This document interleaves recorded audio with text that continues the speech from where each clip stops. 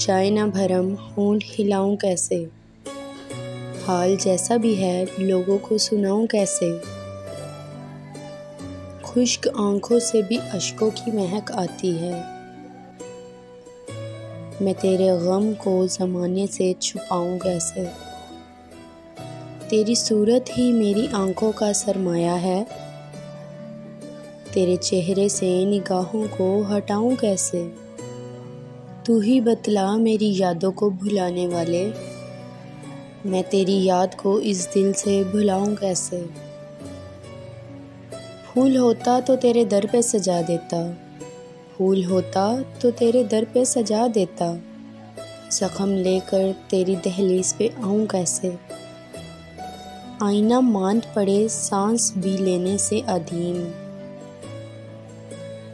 اتنا نازک ہو تعلق تو بھلاؤں کیسے، وہ رلاتا ہے رلائے مجھے جی بھر کے ادیم، میری آنکھیں ہیں وہ میں ان کو رلاؤں کیسے، ٹوٹ جائے نہ بھرم ہونٹ ہلاؤں کیسے، حال جیسا بھی ہے لوگوں کو سناؤں کیسے۔